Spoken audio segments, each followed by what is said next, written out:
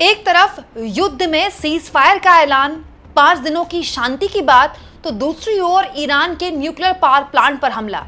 एक तरफ ईरान से हाथ मिलाने की बात करता अमेरिका, दूसरी ओर ईरान ने कर दिया इजराइल और कुवैत पर हमला। दोस्तों, ऐसा लग रहा है सारी खबरों को देखकर पढ़कर कि बस अब युद्ध खत्म होने को है, शांति आने को है। लेकिन सच्चाई यह है कि न तो ईरान किसी भी तरह से अमेरिका पर भरोसा करने को तैयार है और ना ही ईरान पर अमेरिका या इजराइल के हमलों में कोई कमी आई है। जिस वक्त पूरी दुनिया शांति को लेकर बड़ी आशान्वित हो रही थी, उम्मीद कर रही थी कि चलिए आखिरकार ईरान और अमेरिका के बीच में कहीं कोई बातचीत तो हो रही है। क्या आप जानते हैं, देर रात ईरान ने खबर शेयर की है जिसमें उसने बताया है कि उसके एक पावर प्लांट पर ज़बरदस्त तरीके से हमला किया गया है इजराइल और अमेरिका द्वारा। उसने लिखा भी है दोस्तों, बुशेर न्यूक्लियर पावर प्लांट पर, जो कि उसके एनर्जी का एक की रिसोर्स है। यहाँ मैं आपको बता दूं दोस्तों, जो न्यूक्लियर पावर प्लांट होता है उसमें केवल परमाणु ठिकाने नहीं होते हैं, बड़े लेवल पर न्यूक्लियर पावर प्लांट से बिजली भी बनाई जाती है, तो एनर्जी रिसोर्सेज भी बहुत बड़ा होता है। तो ये ईरान ने कहा है कि जो बुशेर न्यूक्लियर पावर प्लांट है ईरान का, उसको निशाने पर लिया गया है और ये ईरान पर हमला है इजराइल और अमेरिका का। दोस्तों, ये खबर केवल आई गई नहीं है, क्योंकि जो संस्था है जो तमाम दुनिया की जितनी भी न्यूक्लियर ठिकाने हैं उन पर निगरानी करती है, दोस्तों इस संस्था का नाम है IAEA, इसको बोलते हैं इंटरनेशनल एटॉमिक एनर्जी एजेंसी। इसने भी ये खबर की पुष्टि की है कि हाँ, ईरान के इस ठिकाने पर हमला हुआ है, न्यूक्लियर पावर प्लांट पर।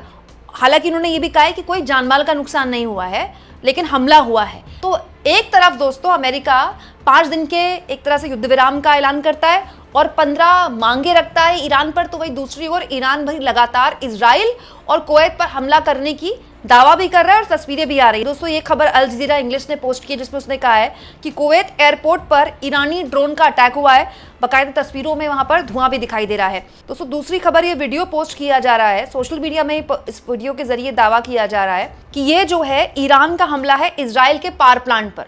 मतलब जो कहा जा रहा था दोनों मुल्क एक दूसरे के पार ठिकानों पर निशाना नहीं बनाएंगे, ईरान भी लगातार हमले कर रहा है इजराइल पर और इजराइल और अमेरिका भी ईरान पर लगातार हमला कर रहे हैं। दोस्तों, और तो और इजराइल की हेल्थ मिनिस्ट्री द्वारा यह भी ऐलान किया गया है कि पिछले 24 घंटे में ईरानी हमले में 200 इजरायली घायल हुए हैं। तो फिर बड़ा सवाल ये है दोस्तों कि शांति वार्ता का क्या हुआ? वो 5 दिन का सीज फायर जो ऐलान किया था अमेरिका ने, बस बोलने के लिए सीज फायर है। एक्चुअली में यही अमेरिका की रणनीति है दोस्तों कि शांति की बात करते रहो, युद्ध चालू रखो। यहाँ मैं आपको बता दूं कि एक 15 पॉइंट्स का ईरान के साथ बातचीत का खाका कुछ शर्तों के साथ रखा था अमेरिका ने, जो उसने पाकिस्तान को सौंपा था। ये पाकिस्तान मीडिया में खबर चल रही है, हमारी मीडिया ने भी एक खबर चलाई थी। इन 15 शर्तों को भी ईरान ने ठुकरा दिया है, साफ तौर पर मना कर दिया अमेरिका की इन शर्तों को मानने से।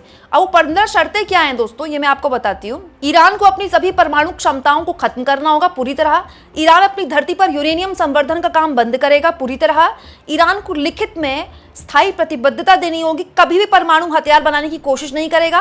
दोस्तों, इसके अलावा हार्मोज वाला जो मार्ग है उसको फ्री मैरिटाइम घोषित करेगा, मतलब उसे खोलेगा। बैलिस्टिक मिसाइलों की रेंज और स्टॉक पर सख्त सीमाएं तय करने की बात भी कही गई है। ईरान को मिडल ईस्ट में सक्रिय अपने सहयोगी गुट हिजबुल्लाह हुती को हथियार और पैसा देना बंद करना होगा। और 30 दिन का सीज फायर का प्रस्ताव रखा है अमेरिका ने कि 30 दिन सीज फायर करते हैं, ना हम आप पे हमला करेंगे ना आप हम पर हमला करेंगे।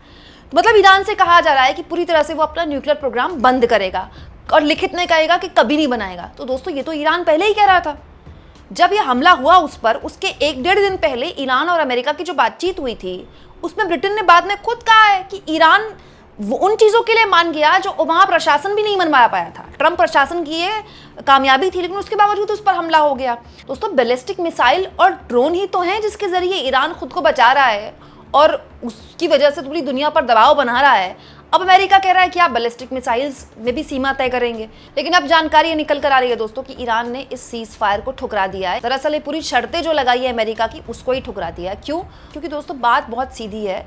शांति की बात तब होती है जब युद्ध रुकता है, ना इधर से हमले रुक रहे हैं। अब आप बताइए, वो पक्ष ईरान पर शांति की बात कर रहा है जो उसके न्यूक्लियर ठिकानों पर हमला कर रहा है। दोस्तों, रात को ही तो वही बात होगी कि रात को आप किसी के घर पे पत्थर फेंके और अगले दिन सुबह उठ के नमस्ते जी करें। कैसे हो सकता है ये? दूसरा, एक और चीज़ दोस्तों, आज ईरान के जो पार्लियामेंट के स्पीकर हैं उनकी तरफ से भी ये जानकारी निकल कर आई है।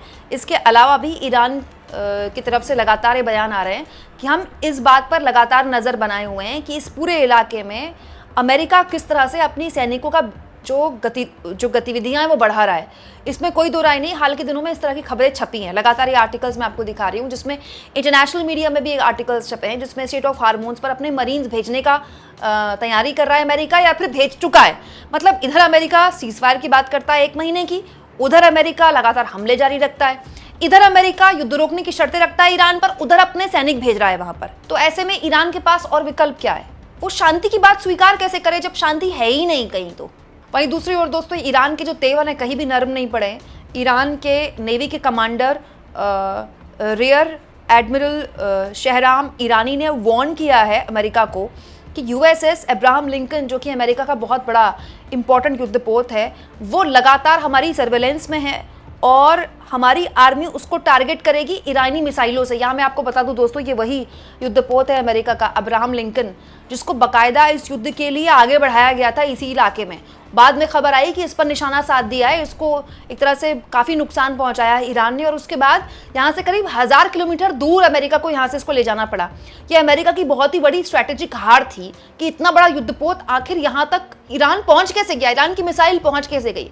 अब बड़ा सवाल यह है दोस्तों कि आगे क्या होगा। फिलहाल तो इस माहौल में कुछ भी कहना जल्दबाजी होगी, लेकिन अमेरिका पर बहुत ज़्यादा दबाव है युद्ध रोकने का, क्योंकि अमेरिका के राष्ट्रपति ट्रंप की रेटिंग लगातार गिर रही है। दोस्तों देखिए, ये खबर भी मैं आपको दिखाती हूँ।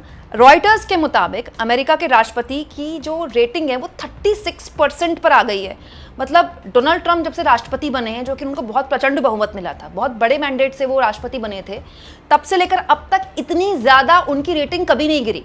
अच्छा, अमेरिका में ना हमेशा कंटिन्यू रेटिंग होती रहती है, साल के 365 दिन, और वहाँ की रेटिंग और हमारे जैसे ओपिनियन पोल होते हैं वो उस टाइप के नहीं होते हैं, उन पर विश्वास आप कर सकते हैं। जब से युद्ध शुरू हुआ है, अमेरिका के राष्ट्रपति का जो मागा पूरा जो उनका वोटर बेस है, मेक अमेरिका ग्रेट अगेन, वो वोटर बेस लगातार इस बात से नाराज हो रहा है कि आपने जिस बात पर सत्ता में आप काबिज हुए कि आप युद्ध रोकेंगे दुनिया भर में, आप तो युद्ध कर बैठे। दोस्तों हुआ क्या, इस युद्ध ने अमेरिका सहित पूरी दुनिया में संकट खड़ा कर दिया।